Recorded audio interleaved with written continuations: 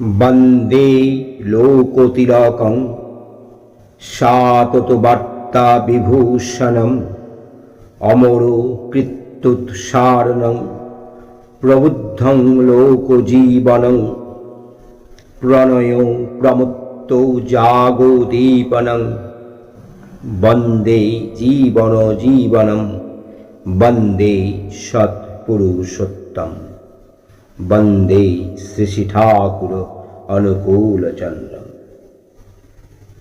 মূকং করোতি বাচালং পঙ্গুম লঙ্ঘয়তে গিরিম যৎকৃপা তমহং বন্দে পরমানন্দ মাধবম। জয় গুরু। বন্দে পুরুষোত্তমম। আলোচনা প্রসঙ্গে দ্বিতীয় খণ্ড। 27 অগ্রহায়ণ শুক্রবার 1348 বঙ্গাব্দ, ইংরেজি 12 ডিসেম্বর 1941 খ্রিস্টাব্দ। স্থান বাঁধের ধারের তাসু। সময় প্রাতঃকাল, সূর্যোদয়ের প্রাক্কাল। মন চলো নিজ নিকেতনে, প্রিয়জন পরিবেষ্টিত নিজের গৃহকোণেও মানুষের মন ক্ষণে ক্ষণে উতলা আকুল হয়ে ওঠে। মনে হয় এ তার চিরকালের ঘর নয়, এ তার চিরদিনের পরিবেশ নয়। সহস্র বান্ধব মাঝে নিজেকেই মনে হয় নিসঙ্গ একাকী। তার মনের কথা বুঝবার, প্রাণের ক্ষুধা মেটাবার, তার অন্তহীন আগ্রহ আকুতি ও ভালোবাসার বিনিময়ে তার সত্তাকে সার্থক করে তুলবার কেউ নেই এখানে। তাই মানুষ খোঁজে সেই ঘর, সেই মানুষ যেখানে তার অন্তরাত্মা অখণ্ড মহিমায় বিকশিত হয়ে আপন বিভা বৈভবে বিরাজ করতে পারে, যেখানে সত্তা পেতে পারে তার সুসম্পূর্ণ সর্বাঙ্গীন আশ্রয়, যেখানে এক প্রেমে মিটতে পারে সর্বপ্রেম তৃষা, যিনি শান্ত হয়েও অনন্ত, যার কেন্দ্র আছে কিন্তু পরিধি চিরদিনের মতো সীমায়িত হয়ে যায়নি, অর্থাৎ অনন্ত বিস্তার ও গভীরতাই যার স্বরূপ কথা। এক কথায় মানুষ চায় সেই ঘর, মানুষ চায় সেই মানুষ যেখানে যাতে আবদ্ধ হয়ে শুদ্ধ বুদ্ধ মুক্ত শাশ্বত সত্তা ক্ষীণ ক্ষুণ্ণ বিপন্ন ও সংকোচ শীর্ণ না হয়, বরং সে তার সুস্থ স্বস্থ লীলায়িত জীবন নিয়ে বিশ্ব বিবর্তনের তালে তালে পা ফেলে চলতে পারে। বিংশ শতাব্দীর মানুষের এই চাওয়া আজ নিরন্তর পরিপূরিত হচ্ছে বাংলার এক নিভৃত কেন্দ্রে। সে কেন্দ্র পাবনা সৎসঙ্গ। তার প্রাণপুরুষ শ্রী শ্রী ঠাকুর অনুকূলচন্দ্রের কাছে তাই জীবনকামী সবাই আসে। তাকে, তার আশ্রমকে বিশ্ব মানব মনে করে আজ আপনজন, আপন স্থান, নিজ নিকেতন। এই আনন্দ নীড়ে সমবেত হয়ে সবাই আনন্দ সুধা পান করে। বিশ্বের ভাণ্ডারী যিনি, তিনি সুধা সত্র খুলে বসে আছেন। পিয়াসী প্রাণ যত তারা আসে, অন্তরের আকাঙ্ক্ষা নিবেদন করে, পায় তার অমৃত অবদান, তা আস্বাদন করে, ধন্য হয়, তৃপ্ত হয়, পরিপূরিত হয়। প্রশ্ন হলো, শুনি যা আছে ব্রহ্মাণ্ডে তা আছে ভাণ্ডে, তার অর্থ কি? এবং ভাণ্ডে যা আছে তা সব জানতে পারি কি করে? উত্তরে ঠাকুর বললেন, এ ওই মাইক্রোকসমস মনুষ্য শরীর ও ম্যাক্রোকসমস ব্রহ্মাণ্ডের কথা। বিশ্ব জগতে যা আছে মানুষের শরীরেই তা আছে কেন্দ্রীভূত হয়ে। আবার মানুষের সমগ্র শরীরের যা আছে শরীরের একটি কোষের মধ্যেও তা আছে। একটা অণুর যা গঠন বিশ্ব ব্রহ্মাণ্ডের গঠনও মূলত তাই। স্থূল যা দেখছ তার মধ্যে সূক্ষ্মতম যা কিছু স্তর পারস্পর্যে ওতপ্রোতভাবে অনুসৃত হয়ে আছে। প্রত্যেকটি যা কিছু আজ যে আকারে দেখছ হয়তো এ আকারে ছিল না, কিন্তু এই হয়ে ওঠার সম্ভাবনা ছিল তাতে। সেই সম্ভবতাই বিবর্তিত হতে হতে চলেছে প্রকৃতির বক্ষে, পরিবেশের মধ্যে। তাই বর্তমানের মধ্যে অতীতের ছাপ সুপ্ত, লুপ্ত হয়ে থাকলেও আছে।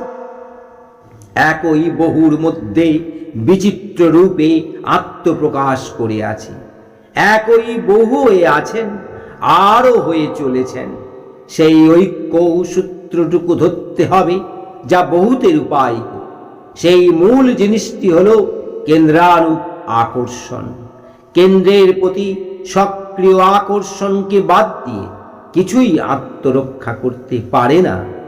এই আকর্ষণের আবার একটা সুসীম সীমারেখা আছে, যেটাকে অতিক্রম করে যে যখন কেন্দ্রকে আত্মসাৎ করতে চায় তখনই আসে বিকর্ষণ।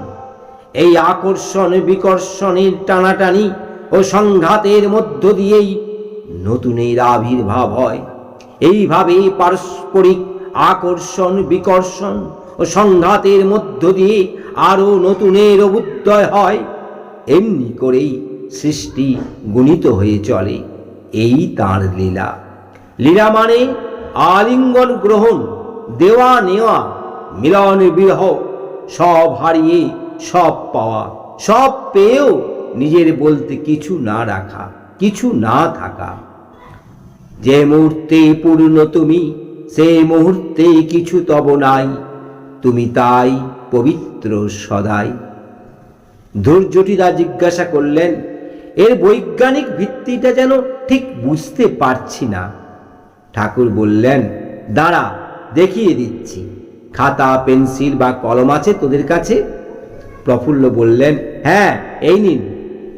ঠাকুর তখন খাতায় এঁকে দেখলেন এবং দেখালেন অ্যাটমের অণুর নেগেটিভ পোল রিচি মেরু গুলি পজিটিভ পোল রিচি মেরুর দিকে এগুতে থাকলে তার থেকে কোয়ান্টা দ্যুতিক কণা কিভাবে ছিটকে ছিটকে বেরোয়। আবার দেখালেন একটি কোষের রিচি মেরুর দিকে আকৃষ্ট হওয়ার ফলে কেমন করে নূতন রিচি মেরু সৃষ্টি হতে হতে কোষ বিভাজন হয়ে চলে। শ্রী ঠাকুর যখন চিত্র এঁকে বোঝাচ্ছিলেন তখন সবাই দাঁড়িয়ে দাঁড়িয়ে ঝুঁকে পড়ে আগ্রহ ভরে দেখতে লাগলেন। ঠাকুর দেখাবার সময় বারবার জিজ্ঞাসা করতে লাগলেন, বুঝলি তো, বুঝলি তো? সবাই বোঝার পর শ্রী ঠাকুর ক্ষান্ত হলেন। তখন শ্রী ঠাকুর ও সবার চোখে মুখে এক অপার তৃপ্তি। প্রত্যেকেই পুনরায় যথাস্থানে উপবিষ্ট করলেন। ঠাকুর সহাস্য বদনে গান গাইলেন, যখন যেখানে ধাই সঙ্গে গো থাকে রাই। হাত দুখানি নেড়ে বিস্ময়ের ভঙ্গিতে সুর করে এ গান করলেন। এ এক অশৈলী কাণ্ড। পজিটিভ রিজি যেখানে থাকবে, নেগেটিভ রিচি তার পদে পদে ছুটবে। সেই অবলম্বন ছাড়া সে যেন চলতেই পারে না। একেই বলেছিলাম কেন্দ্রাণু আকর্ষণ বল। পজিটিভ রিজি যেন নেগেটিভ রিচির কেন্দ্র। এই কেন্দ্রানুযায়ী হয়ে ছাড়া তার টিকবার জো নেই। সেই টানে, সেই ছোটে সেই দিকে।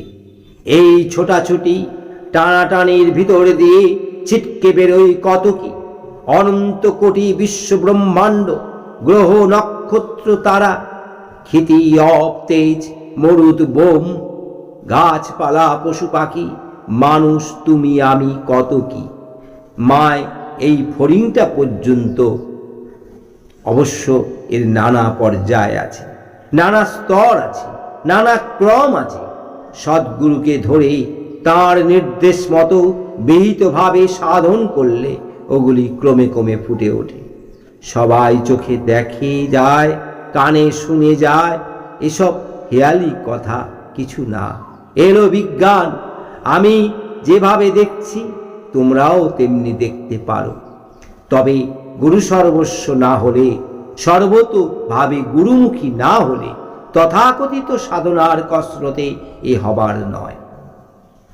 শ্রীকৃষ্ণ অর্জুনকে বলেছিলেন, তোমার অনেক জন্ম অতীত হয়ে গেছে, আমারও অনেক জন্ম অতীত হয়ে গেছে।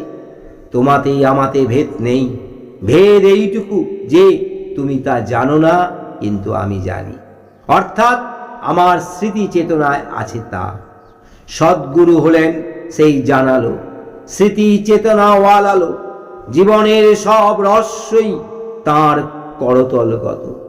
তাই তার উপর প্রাণের টান হলে, তার সঙ্গ করলে, সেবা করলে, অনুসরণ করলে, তার প্রীতি কর্ম করলে, নিজেকে তন্মুখী করে নিয়ন্ত্রিত করে চললে, নাম ধ্যান ভজন সাজযাজন করতে থাকলে, তার সুখ স্বাদ আহ্লাদের দিকে লক্ষ্য রেখে চললে, বেমালুমভাবে তার জানা কত কি যে নিজের জানার মধ্যে এসে যায়, তার ঠাউরই পাওয়া যায় না। পথ ওই সোজা পথ। সদ্গুরু হলেন মূর্ত বেদ। কোনো কিছুর বালাই নিয়ে তাঁর পিছনে ঘুরো না। তাঁর পায়ে নিজেকে উজাড় করে ঢেলে দাও। তাঁর ওই হও তুমি সর্বতোভাবে। তোমার কিছুই ভাবতে হবে না। তোমার যা হবার তা আপনিই হয়ে উঠবে। প্যারিদা কি যেন প্রশ্ন করতে যাচ্ছিলেন। ঠাকুর সহস্র বদনে বললেন, কাণ্ড গুরুচরণ, তা তুই আগে তামুক খাওয়ায় দেখি একবার। প্যারিদা তামাক সাজতে গেলেন।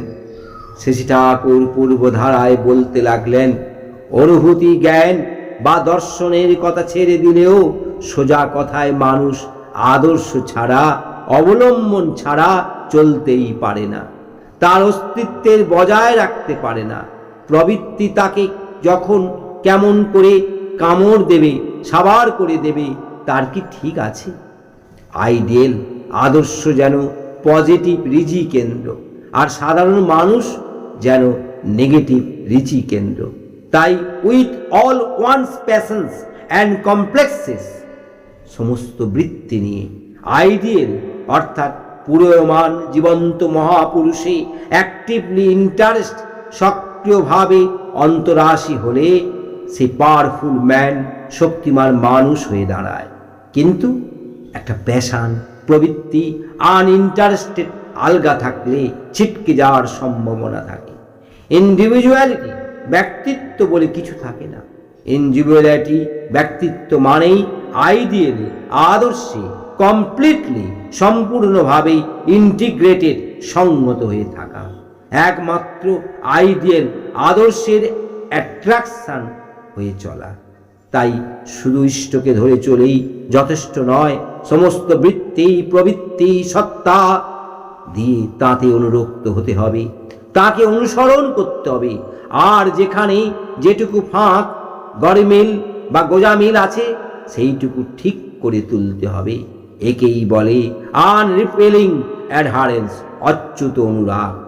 Blessed is who is not repelled by anything in me, যে আমার কোনো কিছুর দ্বারাই প্রতিহত না হয়, সেই ধন্য। এই অচ্যুত অনুরাগ সম্পন্ন যারা, তাদের সম্বন্ধেই গীতায় শ্রী ভগবান বলছেন, ওপি চেত সুদাচার ভজতে মামন্নন্ন ভাগ সাধুরেব সমন্তব্য সম্যক ব্যবস্থিত ঈশ। সম্যকভাবে ইষ্ট নিবদ্ধ না হলে মানুষ সাধুও হয় না, সন্ন্যাসীও হয় না। আর সম্যকভাবে ইষ্ট নিবদ্ধ হয়ে উঠে যে সে যদি লাখ দুশ্মন হয়, তার দুশ্মনীয় পূর্ণ প্রভাব বিকিরণ করে। প্যারিদা তামাক সেজে এনে দিলেন। ঠাকুর তামাক খাচ্ছেন। প্যারিদা বললেন, মানুষের জীবনে আদর্শ না থাকলেই যে তার বাঁচা বাড়া বিপন্ন হবে, তার মানে কি? ঠাকুর বললেন, জীব নিত্য দাস, যবে ভুলি গেলা মায়া পিশাচি তার গলে দড়ি দিলা। মানুষ যদি ভগবানের বাঁধনে বাঁধা না থাকে, তাহলে শয়তানের বাঁধনে বাঁধা পড়বেই, যে কোনো রকমে। শয়তান আবার অনেক সময় ধর্মের মুখোশ পড়ে আসে। সে বলে, কোনো জীবন্ত আদর্শকে যে ধরতে হবে, তার মানে কি? তুমি সৎ পথে চললেই হলো, সৎ কাজ করলেই হলো। এই যুক্তি মানুষের বেশ ভালো লাগে, মানুষ তাতেই সায় দিয়ে চলে। কিন্তু ওই ফাঁক দিয়েই প্রবৃত্তি তার রকমারি কারসাজি চালায় মানুষের সঙ্গে। মজা এমনি যে মানুষ ওই অবস্থার প্রবৃত্তি অভিভূতিকে প্রবৃত্তি অভিভূতি বলেই চিনতে পারে না। চিনবে কি করে? সে যে তৎসারূপ্য লাভ করে তাতেই গুলিয়ে আছে। তাই সর্বশাস্ত্র বলছে প্রেরিত পুরুষে শরণাগতির কথা। গীতায় আছে, সর্বধর্মাन् পরিত্যাজ্য মামেকং শরণং ব্রজ অহং তাং সর্বপাপেভ্যো মোক্ষয়িষ্যামি মা শুচো। বাইবেলে আছে, I am the way, the truth, the goal, none can come to the father but by me. বৈষ্ণব শাস্ত্রে আছে, শ্রীকৃষ্ণের যতক লীলা সর্বোত্তম নরলীলা, নরবপু তাহার স্বরূপ। গোপবেশ বেণু কর নব কিশোর নট বড়, নরলীলায় হয় অনুরূপ। কোরআনে আছে, প্রেরিতকে বাদ দিয়ে ঈশ্বরের উপাসনা হয় না। বৌদ্ধদের আছে, বুদ্ধং শরণং গচ্ছামি, ধর্মং শরণং গচ্ছামি, সংঘং শরণং গচ্ছামি। তাই গোড়ার কথাটা ওই। আর এই যে আইডিয়াল আদর্শের সিলেকশন, নির্বাচন, তাতে সব সময় লক্ষ্য রাখতে হবে তিনি পূর্ববর্তীতে নতি রেখে উইথ অল ফুলফিলমেন্টস, সব পরিপূরণ সহ চলছে কিনা। তেমনতর সর্ববৈশিষ্ট্যের মহাপরিপূরণকারী মানুষকে অবলম্বন করেই হু মাস সমগ্র জনমণ্ডলী, হোল মাস সমগ্র জনমণ্ডলী ইন্টিগ্রেটেড, সংহত হয়ে ওঠে। ব্যষ্টি ও সমষ্টি জীবনে তখন ধর্ম, অর্থ, কাম, মোক্ষ উপচে ওঠে। অভাব বা খাকতির বলে কিছু থাকে না। আইডিয়াল আদর্শকে অবলম্বন করে চলা অত্যন্ত স্বাভাবিক এবং সহজ। অন্যরকম চলাই বড় কঠিন, তাই কষ্ট অনেক বেশি। তবু মানুষ কষ্ট করে বিপদের পথে চলে, কারণ পরিবেশটা অনেকখানি গোলমেলে হয়ে গেছে। বিকৃত বুদ্ধির বড় ছড়াছড়ি। ধরো গো বিটুইন কমপ্লেক্স, দ্বন্দ্ববৃত্তি, এটা যে সমাজের ব্যাধির মতো ছড়িয়ে গেছে। এটা ফর্ম গঠন করতেই কি মানুষের কম কষ্ট পেতে হয়? কত খচখচানি, খুঁতখুত ভাব আর হ্যাবিট ফর্ম অভ্যাস গঠন করেও যে কি ফল, তাও তো তুচ্ছ। তাই চলার সহজ পথটা মানুষকে ধরিয়ে দেবার জন্য দুনিয়াময় সহস্র সহস্র ইষ্টনিষ্ঠ আচারবান ঋত্বিক অধৈর্য যাজকের প্রয়োজন। তাদের গায়ের হাওয়া যেখানে যে লাগবে, সেখানেই ধর্ম মঞ্জুরিত হয়ে উঠবে। এটা ঠিক যেন তোমার মাইক্রোকসমস, এই ব্যষ্টি জীবন যদি ধর্মের জাগরণ না হয়, তবে তোমার ম্যাক্রোকসমস, এ বিশ্বজীবনে তুমি ধর্মের প্রতিষ্ঠা করতে পারবে না। কারণ তুমি যদি আত্মনিয়ন্ত্রণের পথ জানো, তাহলেই তুমি দুনিয়াকে নিয়ন্ত্রিত করতে পারবে, নচেত নয়। তত্ত্ব তো দেখতে গেলে মাইক্রোকসমস ব্যষ্টি জীবন এর ভিতর দিয়েই ম্যাক্রোকসমস বিশ্বজীবনকে জানা সম্ভব। আবার ম্যাক্রোকসমস বিশ্বজীবনকে জানা যেটা বলছি, সেটা প্রকৃতপক্ষে মাইক্রোকসমস আত্মজীবনকেই জানা। কারণ আমি ও আমা অতিরিক্ত বস্তু ও ব্যক্তি গোষ্ঠীর কন্ট্রাস্ট, দ্বন্দ্বের ভিতর দিয়ে আমি কেবল বাইরের সেগুলোকে জানছি না, তার ভিতর দিয়ে আমি আমাকেও জানছি, আমাকে বোধও করছি। আমার বাইরে আমাকে সাড়া দেওয়ার মতো কোনো পরিবেশ যদি না থাকতো, তাহলে আমি লুপ্ত হয়ে যেতাম, আমিও থাকতাম না সেখানে। তাই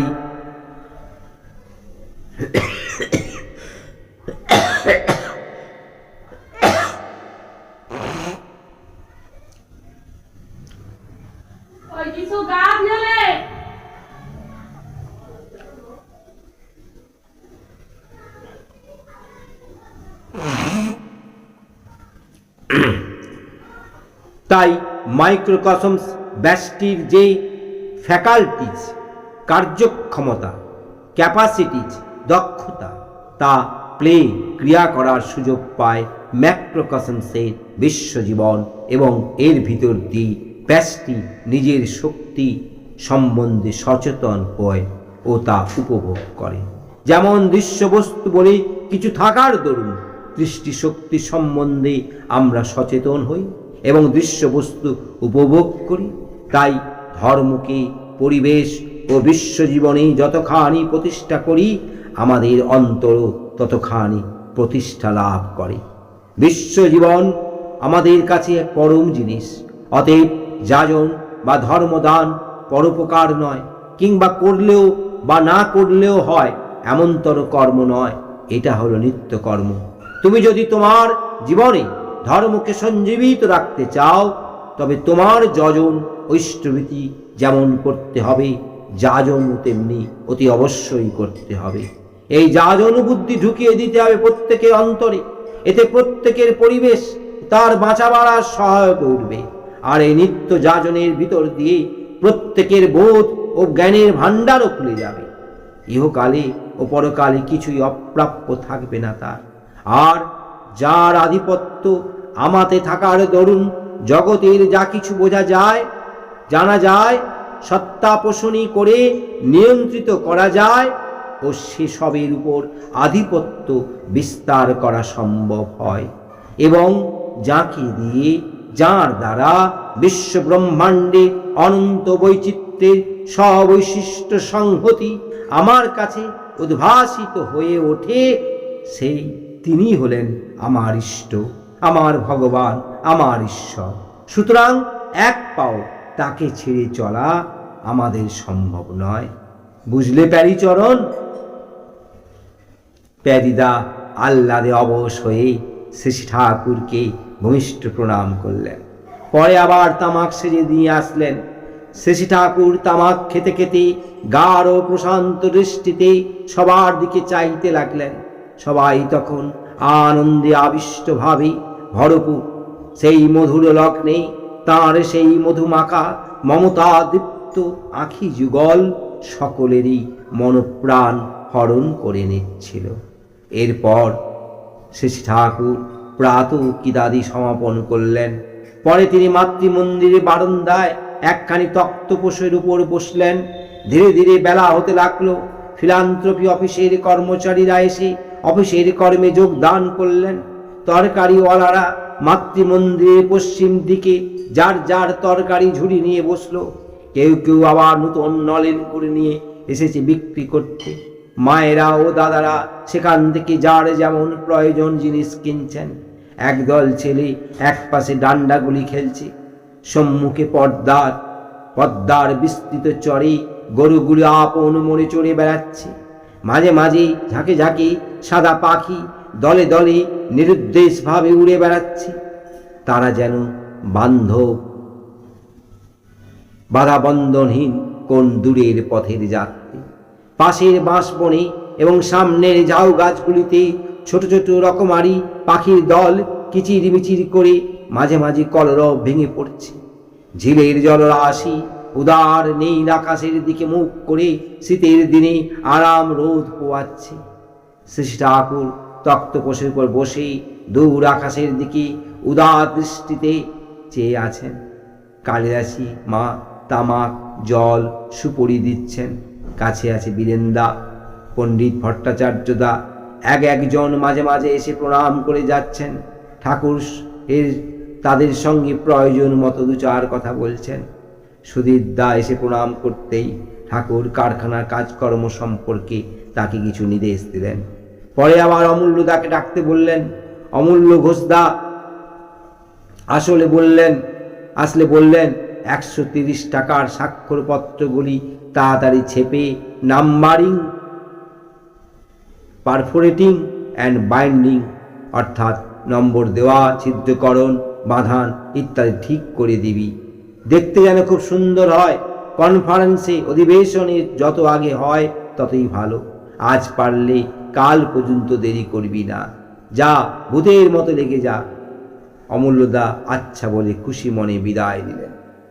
শ্রী ঠাকুর অমর ভাইকে বললেন, অমর, শুনলাম গেস্ট হাউসের কলের পাড়ের ড্রেনটা বন্ধ হয়ে গেছে, সেখানে খুব জল জমে আর চারিদিকটা খুব পিছল হয়ে গেছে। হেম গোবিন্দ ওদের নিয়ে তুই যদি ওটা ঠিক করে দিস তো হয়, নয়তো ওখানে মশা হবে, তার থেকে ম্যালেরিয়া ছড়াবে, আর কে কখন জল আনতে গিয়ে আছাড় খাবে তার ঠিক নেই। তুই না করলে হবে না নে। তুই নিজে সঙ্গে থেকে যা যা করা লাগবি করবি। যা, এখনই যা। অমর ভাই উঠে পড়লেন। বৈরাগাতে একটা ভাই এসে বললেন, টেস্ট দিয়ে এসেছি, 3 মাস পরে ফাইনাল পরীক্ষা, যত পড়ি কিছুই মনে থাকে না। ঠাকুর বললেন, পরীক্ষার পড়া তৈরি করছিস, পরীক্ষা দিতে হবে, ওসব কথা মোটেই ভাববি না। বরং অনুরাগ নিয়ে বিষয়গুলিকে এমন করে আয়ত্ত করতে চেষ্টা কর যাতে যে কোনো মানুষকে তুই তা বুঝিয়ে দিতে পারিস। হয়তো তোর ছোট ভাই বা বোনকে গল্পের মতো জিনিসগুলো বুঝিয়ে দিবি। আবার ভেবে দেখবি বাস্তব জীবনের ক্ষেত্রে ওই বিষয়গুলো উপযোগিতা কি, ওই জ্ঞানকে কোথায় কি কাজে লাগাতে পারিস। এই বুদ্ধি নিয়ে পড়িস, দেখবি মাথায় গেঁথে যাবে, ভুলবি না। অযথা উদ্বেগকে প্রশ্রয় দিবি না। নাম করবি, শরীরটা ঠিক রাখবি, স্ফূর্তিতে থাকবি। জয় গুরু, বন্দে পুরুষোত্তম।